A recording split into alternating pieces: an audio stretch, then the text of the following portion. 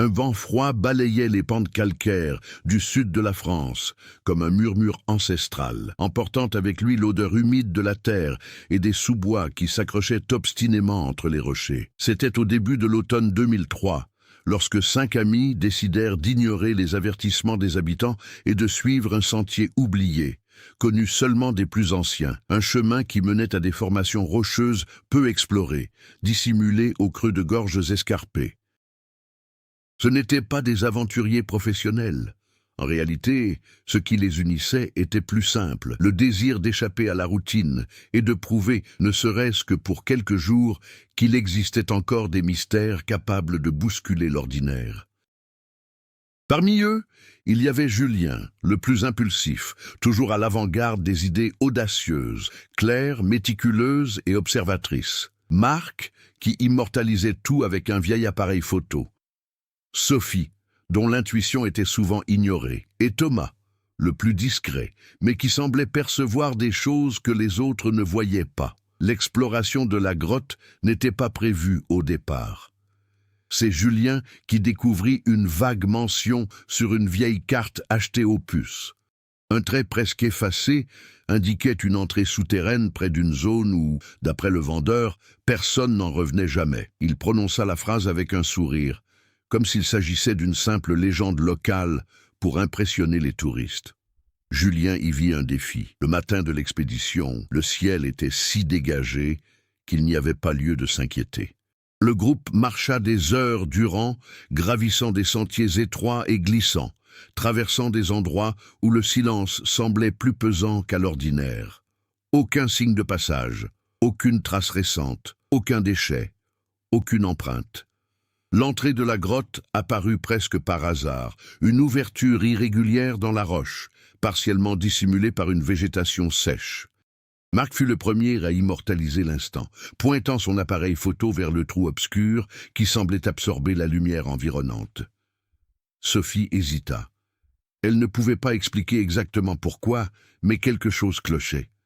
Ce n'était pas la peur ordinaire, celle qui naît de l'inconnu. C'était plus profond, comme si le lieu lui-même était conscient de leur présence. Julien rit de leur hésitation et entra le premier, éclairant l'intérieur d'une faible lampe torche. Un à un, les autres suivirent, disparaissant dans l'obscurité. C'était la dernière fois que quelqu'un les a vus. Les recherches ont débuté 2 jours plus tard, lorsque le groupe n'est pas rentré au village où il séjournait. Les équipes de secours ont ratissé la zone pendant des semaines. Des hélicoptères ont survolé la région. Des spéléologues ont tenté de cartographier les accès souterrains. Mais aucun indice concret n'a été trouvé. Pas de sac à dos, pas de matériel. Pas d'enregistrement avec la caméra de Marc. Rien. Avec le temps, l'affaire est devenue une énigme classée parmi d'autres. Les autorités l'ont classée comme une disparition dans une zone à haut risque. La grotte a été partiellement scellée des années plus tard, jugée trop instable et dangereuse pour permettre de nouvelles recherches. L'histoire, cependant, n'a jamais complètement disparu. Les habitants du coin continuaient d'éviter le secteur. Certains disaient entendre des bruits provenant du sous-sol certaines nuits. D'autres affirmaient que la végétation autour de l'entrée ne poussait jamais de la même manière que sur le reste de la colline. Le temps a passé. 8 ans plus tard, en 2011, une nouvelle équipe fut dépêchée sur place, non pas en raison des disparitions, mais suite à des signalements d'instabilité géologique après un petit glissement de terrain. Parmi les secouristes figurait Émile Renaud, un professionnel chevronné reconnu pour sa précision et son sang-froid dans les situations extrêmes. Il ne croyait pas aux histoires. Pour lui, tout avait une explication logique, surtout dans les environnements naturels comme les grottes, où la désorientation, le manque d'oxygène et les éboulements étaient des causes fréquentes d'accidents mortels.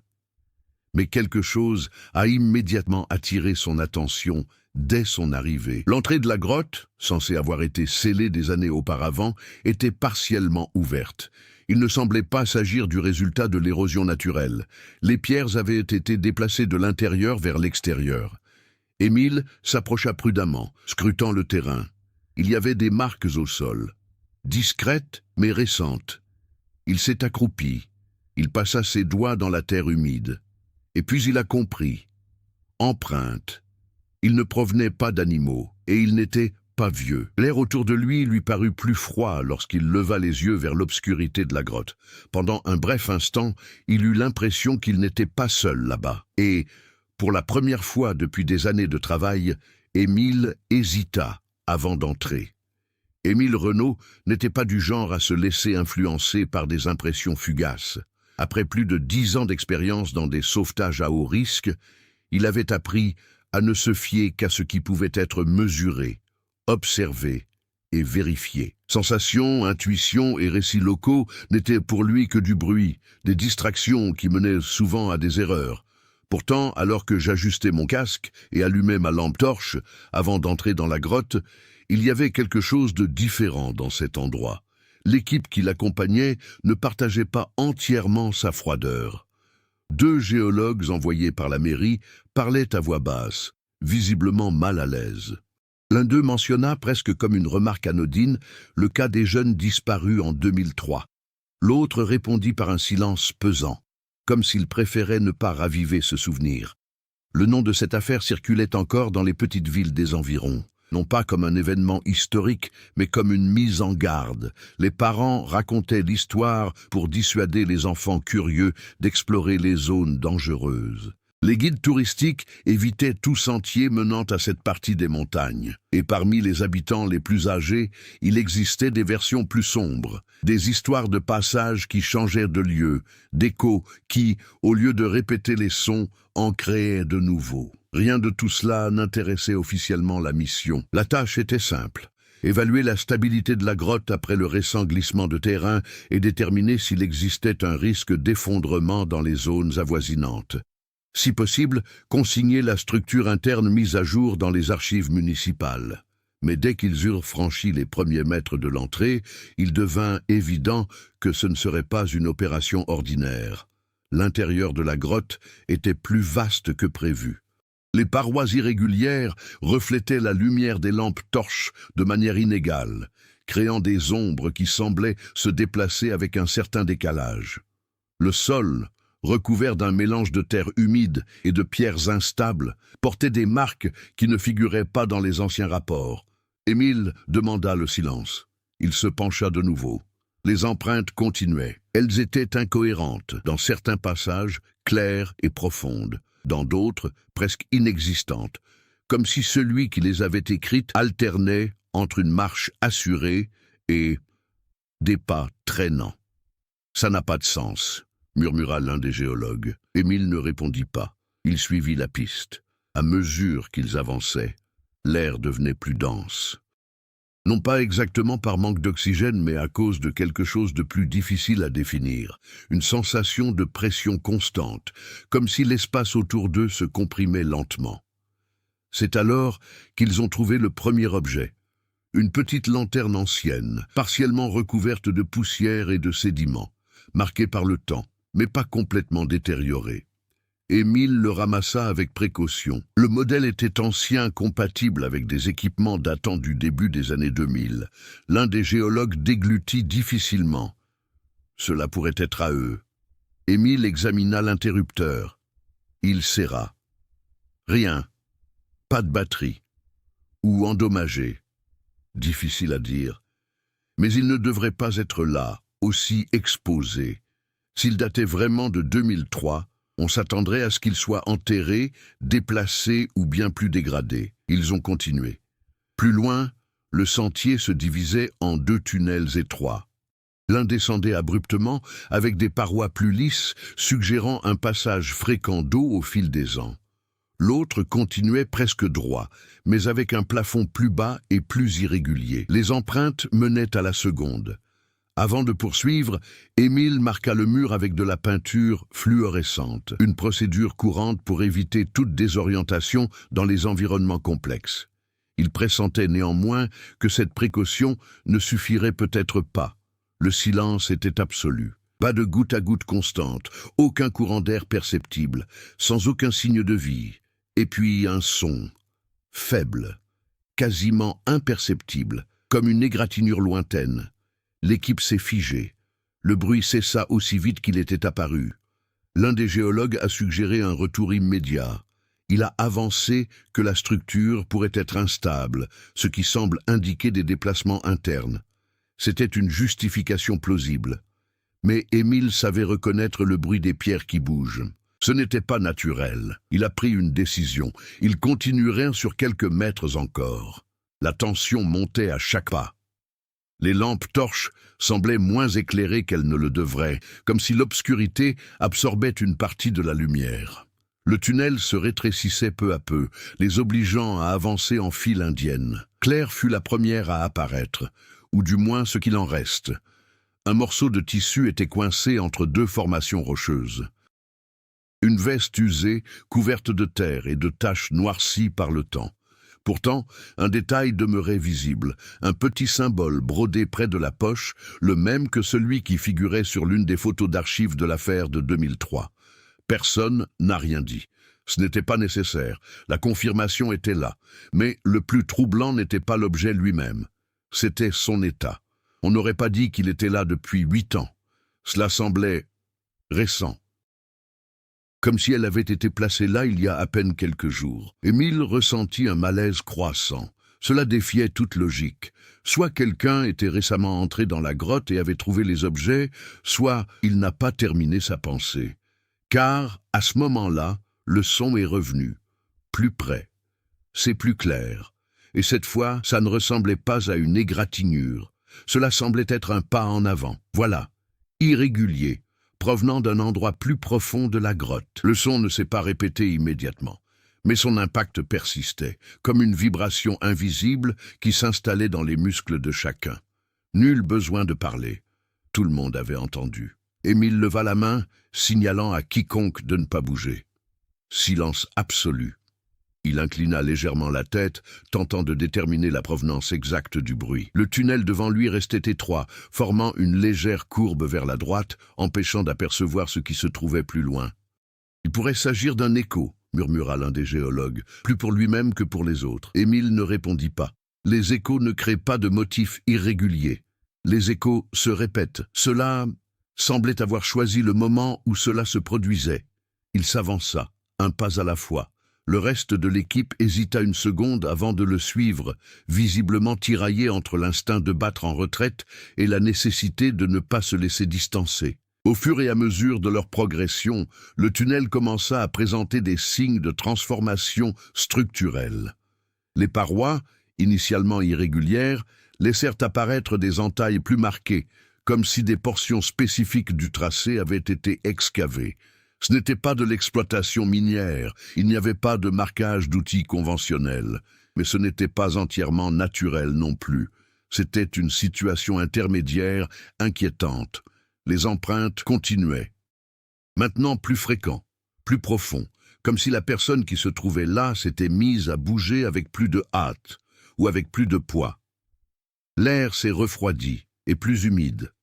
Un léger courant commença à se faire sentir, signe d'une autre ouverture plus loin. Ce phénomène en soi n'était pas rare dans les réseaux de grottes, mais, combiné à tout ce qu'ils avaient déjà découvert, il ne s'agissait plus d'une simple découverte technique. La situation devenait une cible, comme si quelque chose le guidait. C'est alors qu'ils ont trouvé le deuxième objet, un appareil photo, vieux. Le boîtier était partiellement endommagé, mais l'objectif était intact. Une fine couche de saleté était collée à la courroie. Mais là encore, pas assez pour justifier 8 années de négligence. Marc. Cette fois, il n'y avait aucun doute. L'un des géologues recula d'un pas. Ce n'est pas possible. Émile ramassa l'appareil photo avec précaution. Il a fait demi-tour. Il a inspecté le compartiment de la batterie. Il s'est ouvert, vide, mais la carte mémoire était toujours là. Cela a accéléré sa réflexion. Si les objets émergeaient dans cet état, si les empreintes étaient récentes, il n'y avait donc que 2 possibilités.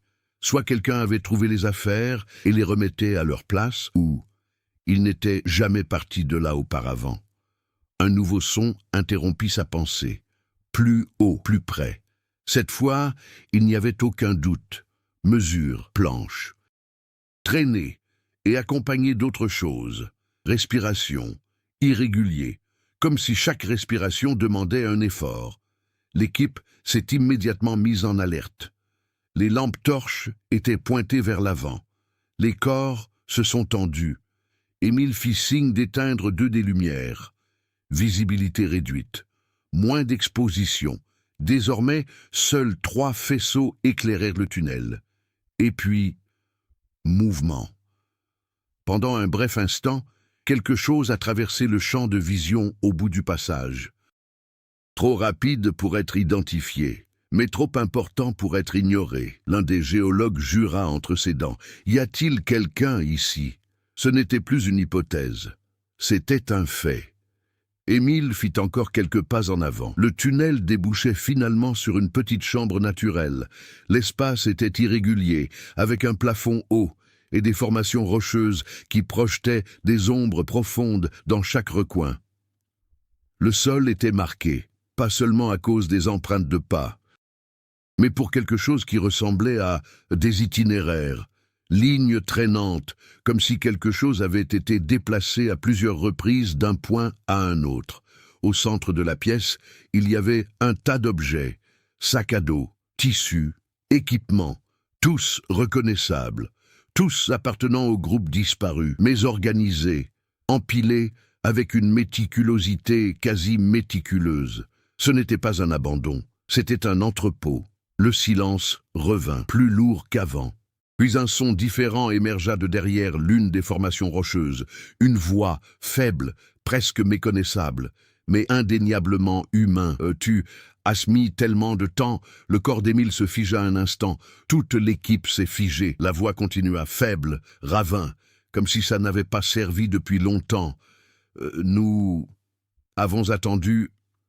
Lentement, quelque chose commença à bouger dans l'ombre. Une figure, trop maigre, courbée, se déplaçait avec difficulté, comme si chaque pas était un effort conscient. La lumière des lampes torches atteignait partiellement son visage, peau pâle, yeux enfoncés, mais vivant, incroyablement vivant. « Vous êtes de retour !» Un des géologues a laissé tomber sa lampe torche. L'impact résonna dans toute la grotte. La silhouette a réagi. Il a battu en retraite. Et, pendant un instant, son expression changea. Confusion, peur et quelque chose de plus profond. Comme s'il ne reconnaissait pas ce qu'il voyait, ou comme si vous voyiez quelque chose de complètement différent. Émile fit un pas en avant. « J'essaie de garder une voix stable. Quel est ton nom ?» Silence. La silhouette inclina la tête. Il a observé. Et puis il a répondu « Je ne me souviens pas ». L'air semblait disparaître de la chambre.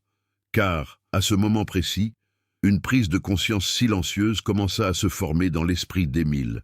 Si cette personne faisait partie des disparus, si elle était encore en vie, la question la plus importante n'était donc pas de savoir comment elle avait survécu. Que se passait-il d'autre à l'intérieur? La présence de ce personnage a complètement bouleversé la dynamique de la mission. Ce qui n'était au départ qu'une opération technique se transformait désormais en une situation imprévisible, où chaque décision pouvait faire basculer le sauvetage vers le désastre. Émile le savait. Et pour la première fois depuis son entrée dans la grotte, il envisagea sérieusement la possibilité de rebrousser chemin. Mais il n'a pas bougé. La silhouette demeurait partiellement dissimulée, ses yeux reflétant la lumière de façon irrégulière, comme si elle n'était pas habituée à une telle luminosité. Ses mouvements étaient prudents, presque instinctifs, non pas ceux de quelqu'un qui a peur, mais ceux de quelqu'un qui a oublié comment faire confiance. « Nous sommes venus pour aider », dit Émile, gardant une voix basse et maîtrisée. Aucune réponse immédiate. La personne inclina de nouveau la tête, comme pour tenter de saisir le sens des mots. Puis, elle recula d'un pas, autre, et puis, ça s'est arrêté. Derrière elle, l'obscurité semblait plus dense que partout ailleurs dans la grotte, comme une limite, ou une barrière invisible. Un des géologues s'approcha d'Émile et lui chuchota. « Ce n'est pas juste. Si cette personne a survécu ici tout ce temps, elle ne serait pas seule. » Cette phrase restait en suspens, parce que tout le monde y avait déjà pensé.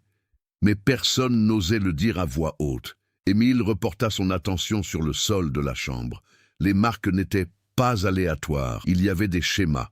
Des chemins se répétaient entre l'amas d'objets et différents points de la grotte. Certains menaient au tunnel par lequel ils étaient entrés, d'autres disparaissaient dans l'obscurité derrière la silhouette. Et il y avait autre chose, marques plus petites, plus légères.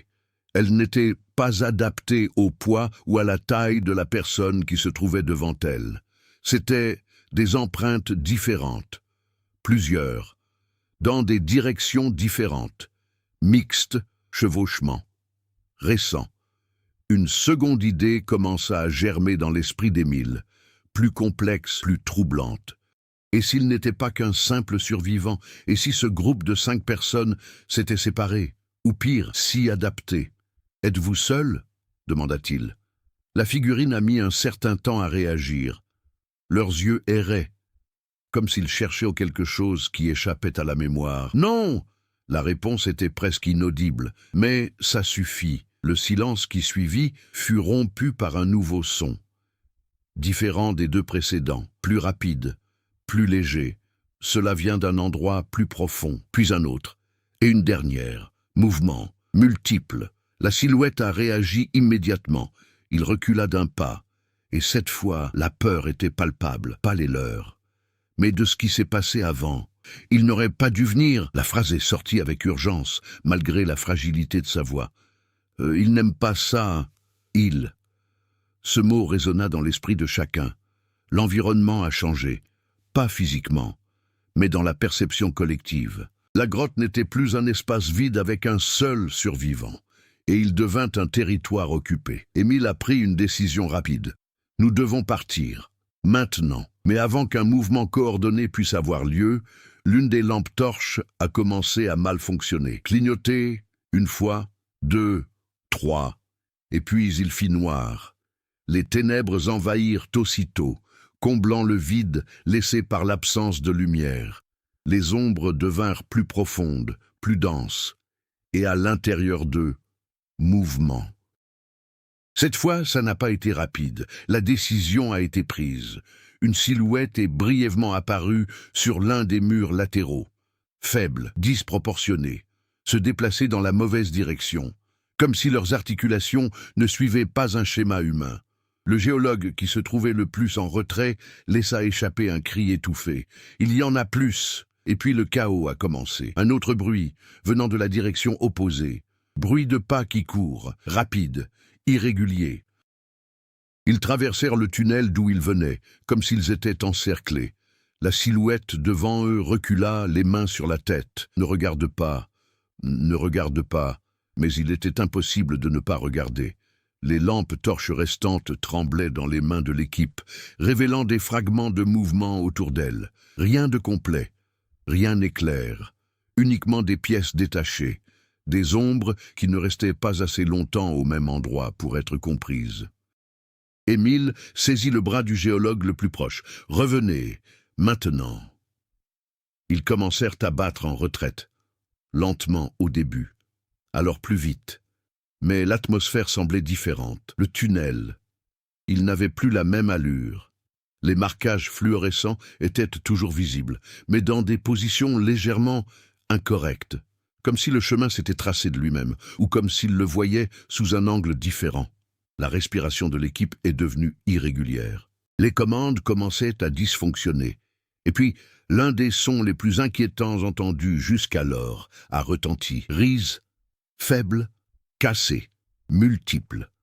Un écho provenant de différentes directions simultanément. Ce n'était pas un son humain normal, mais ce n'était pas complètement étrange non plus. C'était suffisamment familier pour être pire. Émile marqua une pause d'1 seconde. Erreur, grosse erreur, car à ce moment précis, quelque chose est passé près de lui. Très proche, rapide, froid. C'est solide. Il se retourna, mais il n'y avait rien, juste une sensation. Et puis il a compris. Les empreintes au sol avaient changé. Ils n'entraient plus seulement à l'intérieur. Eux aussi sortaient maintenant, mélangés aux leurs, synchronisés, comme si quelque chose n'allait pas chez eux, ou pire. Je suis en train de suivre, pas de précipitation. sans faire le moindre effort pour se cacher complètement. Parce que ce n'était pas nécessaire. La grotte n'était plus un lieu qu'il comprenait. Et peut-être que cela n'aurait jamais été le cas. La retraite a cessé d'être organisée dès les premières secondes. Ce qui avait été un mouvement maîtrisé s'était transformé en une retraite instinctive et désorganisée, où chaque membre de l'équipe s'efforçait de maintenir son rythme sans perdre les autres de vue.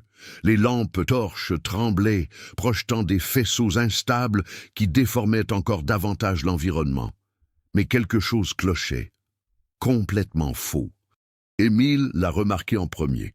Les marques fluorescentes qu'il avait lui-même tracées étaient toujours là, mais elles ne menaient plus au chemin initial. Certaines étaient plus hauts, d'autres étaient décalées. Et il y avait des marques dont il ne se souvenait tout simplement pas avoir fait. « Arrêtez !» ordonna-t-il. L'équipe hésita, le souffle court, leurs yeux scrutant les murs comme à la recherche d'une confirmation silencieuse qu'il y avait encore une certaine logique en ce lieu.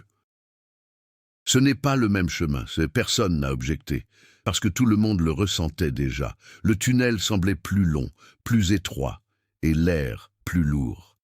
Derrière eux, les sons continuaient, mesures, multiples. Mais désormais, un schéma se dessinait. Ils ne couraient pas, ils n'attaquaient pas, ils faisaient le guet. Gardons nos distances, comme des prédateurs qui ne sont pas pressés, ou comme quelque chose qui sait exactement où va sa proie. L'un des géologues a commencé à paniquer. « Nous devons courir !» Il fit quelques pas en avant, ignorant la formation du groupe. Erreur immédiate. Le sol céda légèrement sous son poids, libérant des pierres qui dévalèrent une légère pente qui n'existait pas auparavant. L'homme a glissé, il est tombé, et il disparut partiellement dans une étroite crevasse qui s'était ouverte sous ses pattes. Le cri résonna dans la grotte. Émile s'avança instinctivement et lui attrapa le bras avant qu'il ne disparaisse complètement. Sûr, l'effort fut immédiat, mais il y a eu de la résistance. Il ne s'agit pas seulement de poids. Autre chose, le géologue se mit à hurler de façon incontrôlable. « Ça tire, quelque chose tire !» Les autres ont illuminé la fissure, et ils virent. Pendant une brève seconde, il se passe quelque chose là-dessous, rapide, décousu, comme si plusieurs formes occupaient le même espace. Émile tira de toutes ses forces. Le bras de l'homme a glissé. Un instant, on a cru qu'il allait réussir à l'enlever, mais ensuite, le cri a changé. Panique pour la douleur, aiguë, finale, et le corps fut tiré vers le bas avec une force indéniable. Silence, complet, immédiat. L'équipe s'est figée. Personne n'a parlé, personne n'a bougé, car, à ce moment-là, la réalité de la situation cessa d'être théorique. Ce n'était pas seulement un environnement hostile, c'était quelque chose d'actif, quelque chose qui a interagi, quelque chose que j'ai choisi. Le son est de retour, plus proche que jamais, mais maintenant, c'est différent, plus haut, c'est plus clair, et entre les pas, une voix, pas seulement un, plusieurs, chevauchements, imités. Fragment, temps. Il est aide. Les voix ne sonnaient pas naturelles. C'étaient des copies imparfaites. Comme si quelque chose apprenait à reproduire les sons humains. La respiration d'Émile s'accéléra. Mais paradoxalement, son esprit s'est éclairci. Il a tout relié. Les objets récents, les empreintes incohérentes. La personne qui ne se souvenait plus de son propre nom. Présence multiple. Et surtout, le fait que l'entrée ait été ouverte de l'intérieur vers l'extérieur. Ce n'était pas un survivant qui essayait de s'en sortir. C'était quelque chose qui essayait d'attirer quelqu'un à l'intérieur, ou gardez-le, la silhouette qu'ils avaient aperçue plus tôt ne fuyait pas. L'incident a été contenu, gardé près de l'entrée, comme un appât, ou comme limite. « Nous ne pouvons pas emprunter cette voie, » dit Émile d'un ton ferme. « Alors lequel ?» répondit l'autre géologue, presque désespéré. Émile regarda autour de lui, et il réalisa quelque chose qu'il avait ignoré jusque-là, un léger courant d'air, faible, mais constant, provenant d'une fissure latérale, quasiment invisible, trop étroit pour constituer un passage praticable. Mais à ce moment-là, n'importe quelle autre solution était préférable à la poursuite d'un chemin qui semblait se remodeler autour d'eux. Mais, sans discuter, Il commença à se frayer un chemin à travers l'ouverture. Les rochers étaient étroits et acérés et les traversées exigeaient un véritable effort physique. Un par un, ils commencèrent à s'y engager. Derrière eux, les sons se faisaient plus forts, plus rapides, plus près. Moins de battements de cœur, comme si leur décision avait enfreint une sorte de règle invisible. Un des membres de l'équipe s'est retourné. Erreur, grosse erreur, car cette fois, il voyait clair. Pas une ombre.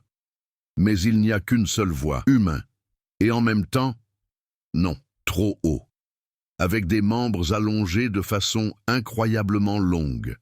Et le visage paraissait étrange. Comme s'il était composé de pièces reconnaissables, mais mal agencées. « Ne regarde pas !» cria Émile, mais il était trop tard. L'homme resta immobile, paralysé, yeux fixes, et puis elle s'est mise à sourire, lentement, complètement hors contexte. Ils sont les mêmes. Sa voix a changé, il s'est mélangé à d'autres, et l'instant d'après, il se retourna et marcha vers l'ombre, de leur propre initiative, sans résistance, disparaissant comme s'il avait toujours fait partie de cet endroit. Il n'en restait plus beaucoup, beaucoup moins. Émile traversa toute la fissure et entraîna avec lui le dernier survivant de l'équipe. De l'autre côté, l'espace était différent, plus étroit, plus calme, mais l'air plus frais, plus vivant. Pendant quelques secondes, rien ne se passa, aucun son, aucun mouvement. Seuls des souffles lourds et l'écho lointain de ce qui se trouvait de l'autre côté du passage parvenaient à se faire entendre. Et puis, pour la première fois depuis le début, un silence absolu s'installa, mais il n'apporta aucun soulagement. Parce qu'Émile le savait, ce n'était pas une évasion, c'était juste une autre partie. Le silence de ce nouvel espace n'était pas synonyme de sécurité, cela signifiait simplement une absence immédiate. Émile le savait avec une précision presque instinctive. Il posa la main sur l'étroite paroi de la fissure par laquelle ils étaient passés, sentant la rugosité de la roche contre sa peau, comme si elle pouvait l'ancrer à la réalité. Derrière eux, aucun son ne franchissait l'ouverture. Aucun pas, aucune voix, pas même ce rire déformé, rien.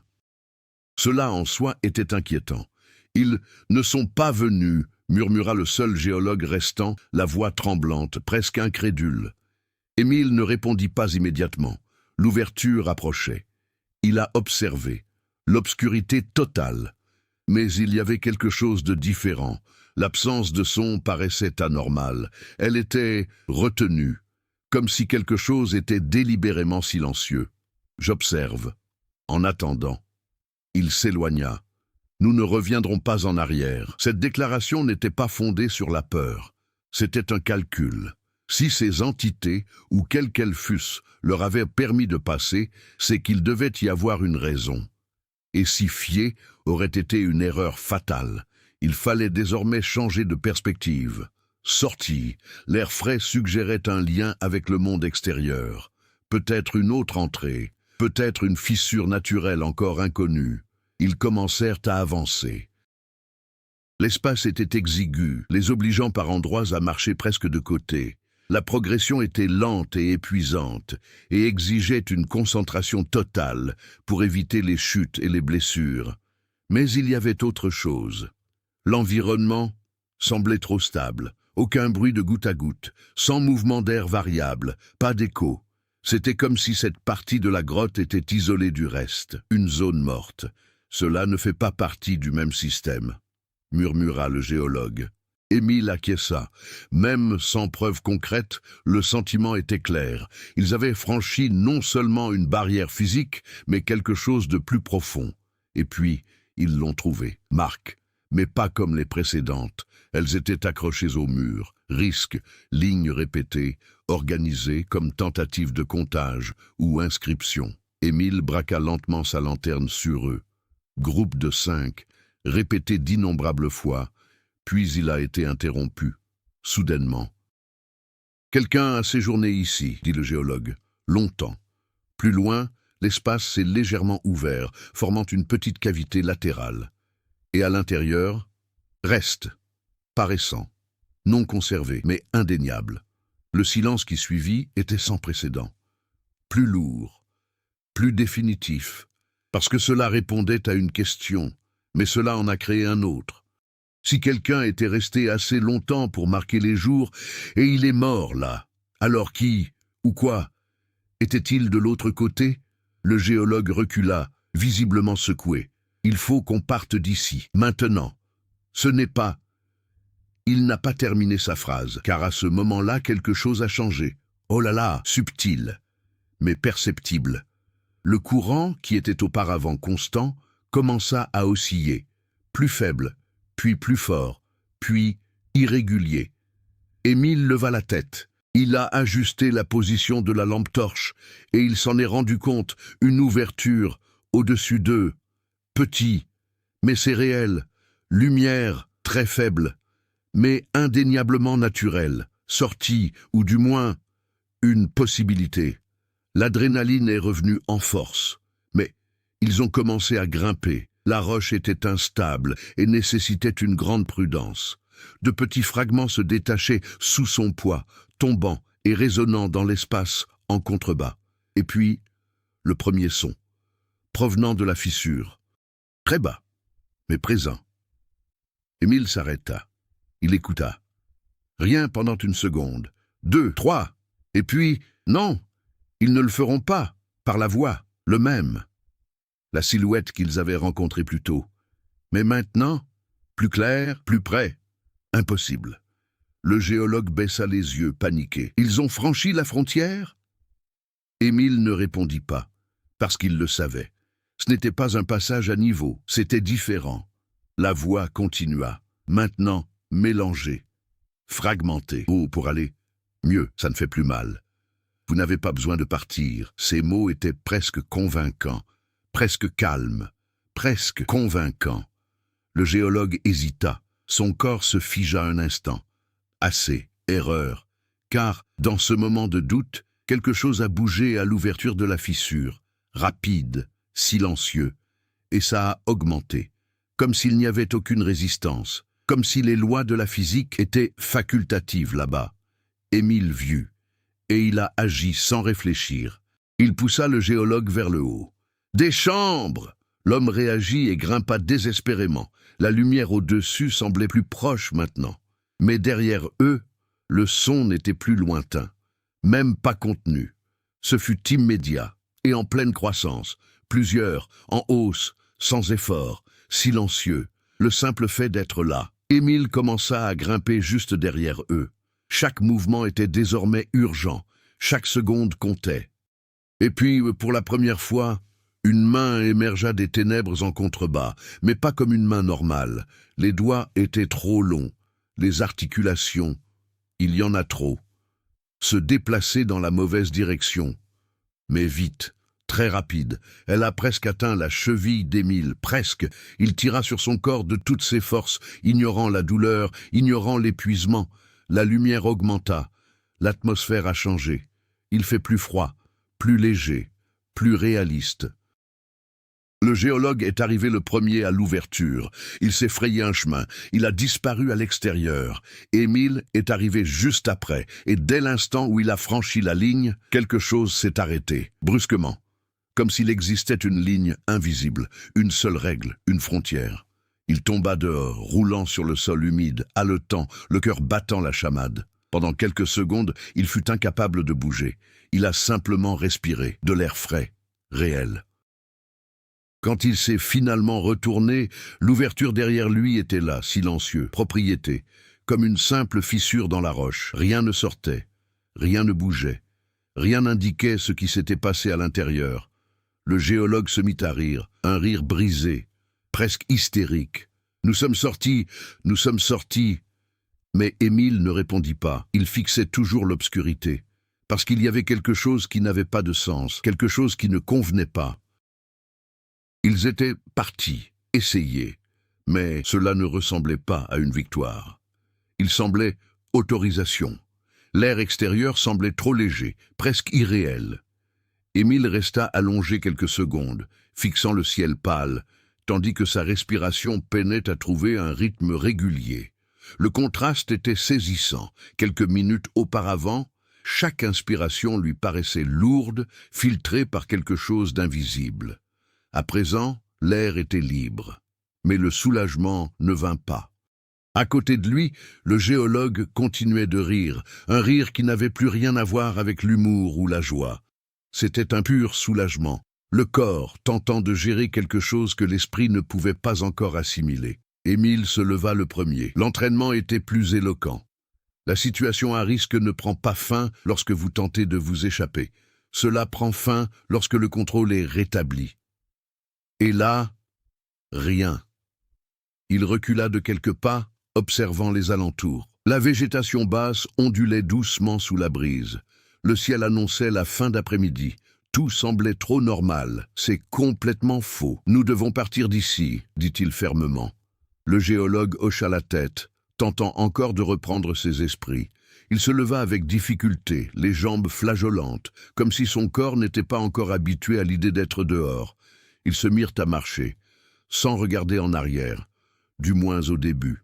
Car inévitablement, l'esprit recherche une confirmation, et le géologue regarda. Erreur subtile, mais important. Il marqua une pause. Émile, le ton de la voix a changé. Ce n'était plus la panique, c'était le chaos. Émile se retourna. Qu'est-ce que c'était? L'homme a pointé du doigt, au sol, près de l'entrée de la fissure, et ils étaient là, empreintes, frais, mais elles ne leur appartenaient pas. Ils ne quittaient pas la grotte. Ils étaient immobiles, comme si quelqu'un y était resté. J'observe. Très récemment. Le silence revint. Plus de contrôle maintenant, mais toujours lourd. Ça n'a aucun sens, murmura le géologue. Émile ne répondit pas, car pour la première fois il commençait à accepter quelque chose auquel il avait résisté depuis le début.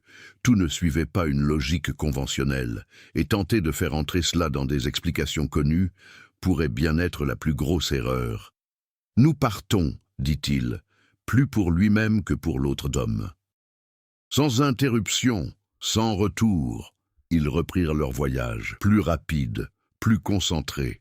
La descente de la pente exigeait de la prudence, mais l'urgence était désormais palpable. Chaque bruit ambiant semblait amplifié. Le moindre mouvement de la végétation paraissait suspect.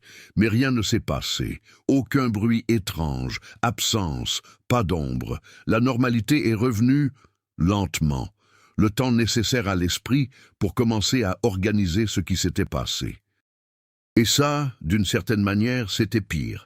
Car des questions ont commencé à se poser, et aucun d'eux n'avait de réponse simple. « Et les autres ?» demanda soudain le géologue. Émile continua de marcher. « Mort ?» La réponse était simple, sec, mais pas tout à fait honnête, parce qu'ils le savaient, pas tous, ou du moins, pas comme ils devraient l'être. Le géologue resta silencieux pendant quelques mètres. Après, « Et alors ?» Émile s'arrêta, pas entièrement. Juste assez pour que la question trouve une réponse. Il réfléchit, pour la première fois, sans chercher à rationaliser immédiatement. Et il a répondu « Ce truc ne veut pas sortir ». Le géologue fronça les sourcils. Comme ça, Émile reprit sa marche. Si je l'avais voulu, je serais déjà parti. Nous leur avons donné une opportunité. Nous avons ouvert la voie. Nous sommes entrés. Nous sommes partis. Il marqua une brève pause, et rien ne s'est passé.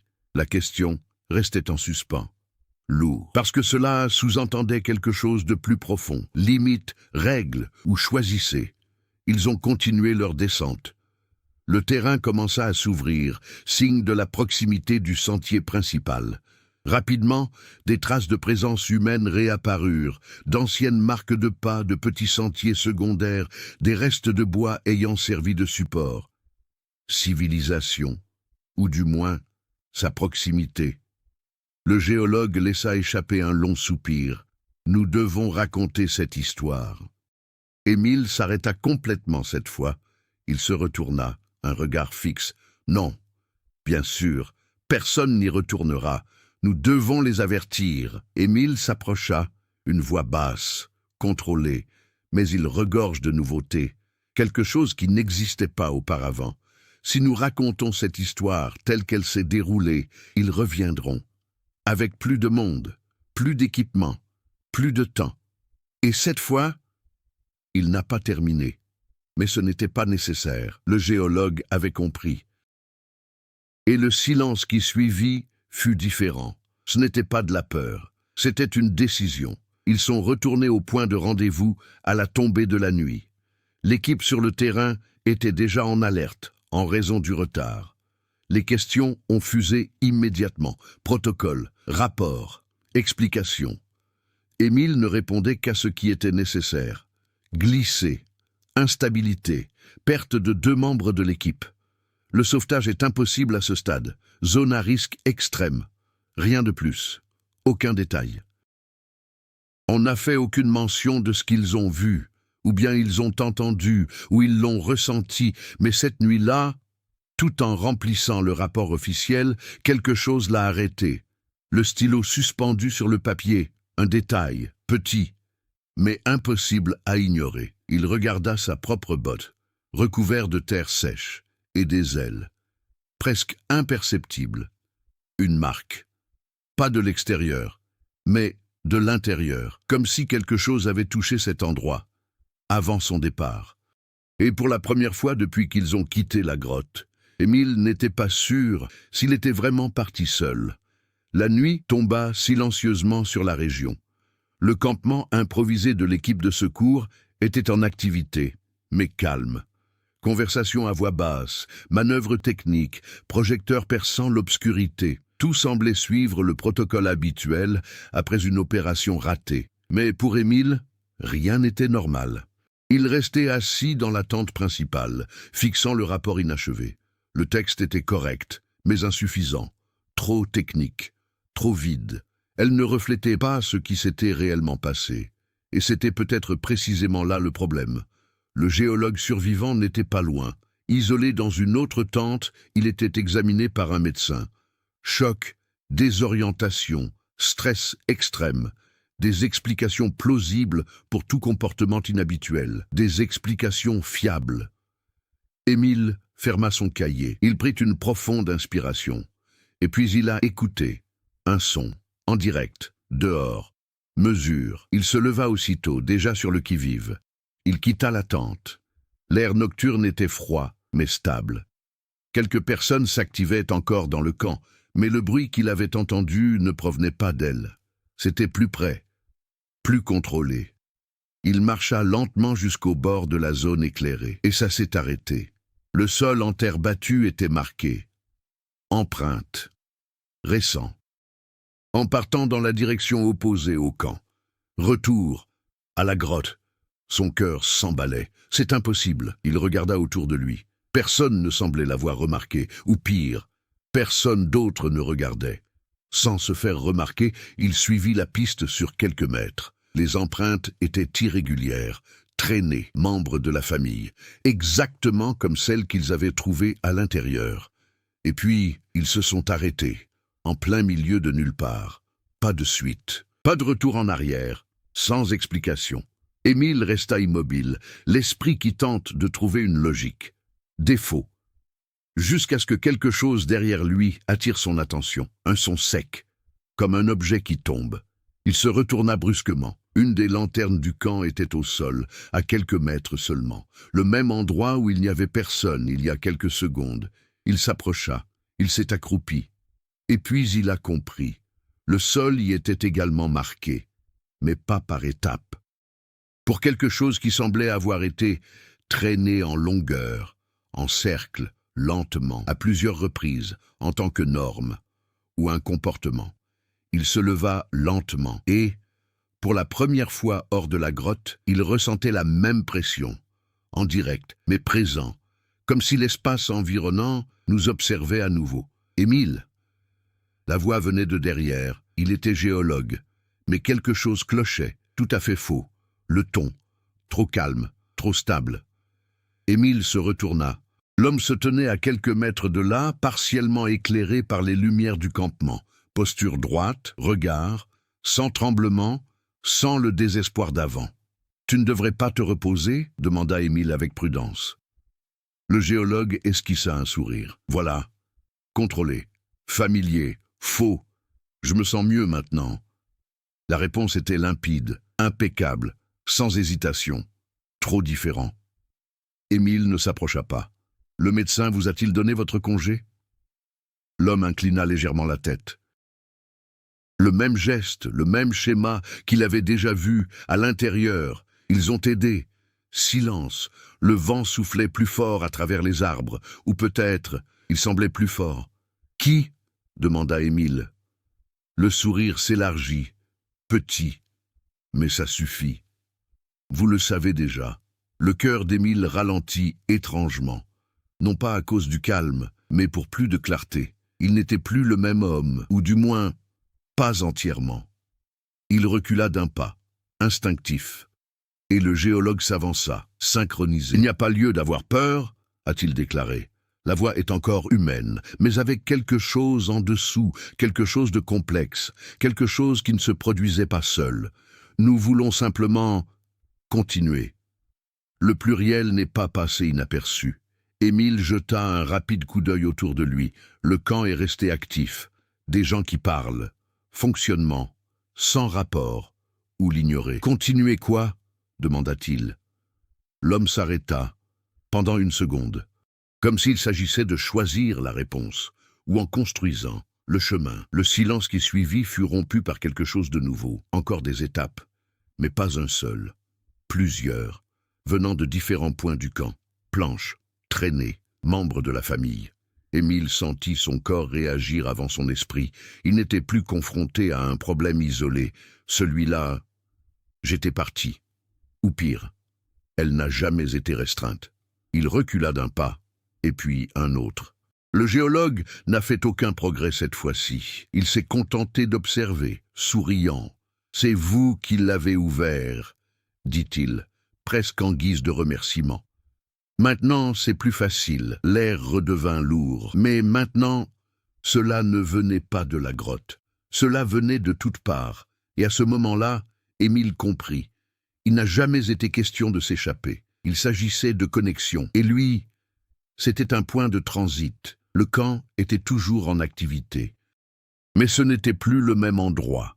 Pour un observateur extérieur, tout semblait normal. Les équipes travaillaient, les lumières étaient allumées, le matériel était rangé.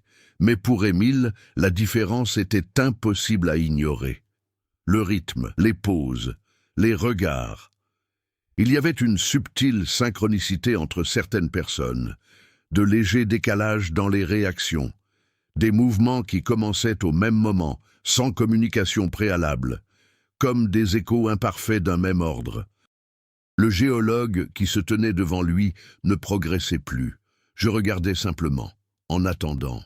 Et puis, petit à petit, d'autres ont commencé à s'approcher. Pas de précipitation, sans fanfare. Un ambulancier, un opérateur radio, un autre sauveteur. Tous arboraient la même expression maîtrisée, tout le monde avec le même look, légèrement décalé, comme s'ils se concentraient sur quelque chose qui n'existait pas, ou dans quelque chose que seuls eux pouvaient voir. Émile recula d'un pas. Mon esprit fonctionne avec une clarté extrême en ce moment. Pas de démenti, sans chercher à rationaliser, une simple décision. Il se retourna brusquement et se mit à marcher rapidement dans la direction opposée au groupe. Ne courez pas. Pas encore. L'exécution déclencherait une réponse. Il avait besoin de temps. Pense. Évaluer. Trouver une solution qui n'implique pas davantage de personnes. Derrière lui, des pas commencèrent à se faire entendre, synchronisés, mais toujours lents, confiants. Comme s'il n'y avait aucune possibilité réelle d'évasion. Il atteignit la tente à matériel. Il entra rapidement. Il a fermé la fermeture éclair. Le bruit extérieur s'est légèrement étouffé, mais pas absent. Les silhouettes commencèrent à se former à l'extérieur, projetées par la lumière. Arrêt, j'observe. En attendant, Émile se mit à agir. Il a pris la radio. Il a appelé. Statique. Aucun signal. Il a essayé une autre fréquence. Rien. Interférence totale. Prévisible.